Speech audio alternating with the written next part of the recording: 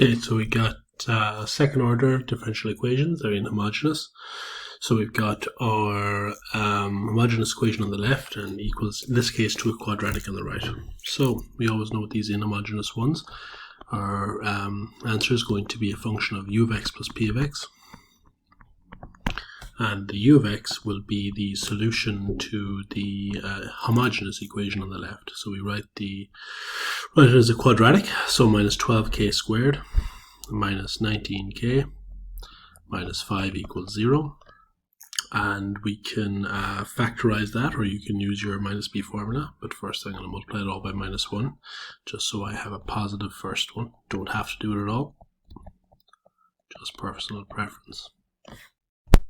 And break those factors up into 3k and 4k, and I'll need a 5 and a 1.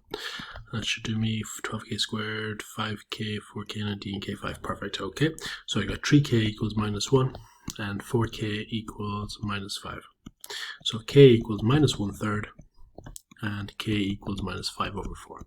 Okay, so the standard solution to our homogeneous equation will give us u of x, so it's going to be e to the power of minus k1x, so minus 1/3 x, plus be to the power of k2, so minus 5 over 4x. Okay, now we've got our u of x, we need our p of x. So we notice on the left hand side we have a quadratic. Quadratic's always in the form ax squared plus bx plus c. Even if a, b, or c are 0, the quadratic will still take that case, while a will never be 0. So we let p of x equal to the standard form of a quadratic, ax squared plus bx plus c. And then we get the derivative. That will be 2ax plus b, and c goes to 0. And then we get the second derivative, which is just going to be 2a, and the b goes to 0. So now we replace those in our homogeneous equation. So we got minus 12 times the second derivative. In this case, our second derivative is 2a. Minus 19 times the first derivative, which in this case is 2ax plus b. And then we've got minus 5 times the original function, which is ax squared plus bx plus c. Ax squared plus bx plus c.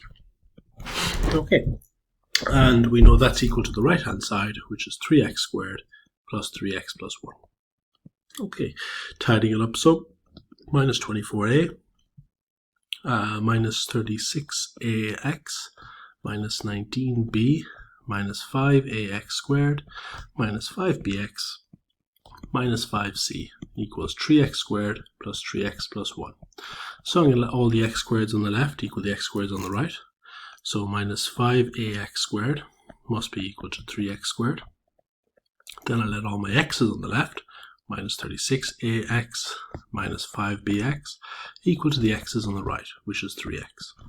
Then I let my constants, the things without the x's on the left, minus 19b minus 5c, equal the constants on the right, 1. So start over here, divide everything by x squared. Minus 5a is equal to 3, so minus 3 over 5 is what a is. Now on the other side here, I can plug in for my a. So I have minus 36, I'll divide everything by x first, then I'll plug in for my a. Minus 36 times minus 3/5 minus 5b equals 3. So 36 by minus 3, 108. 108 over 5 minus 5b equals 3. So minus 5b equals 3 minus 108 over 5. So minus 5b equals minus 93 over 5.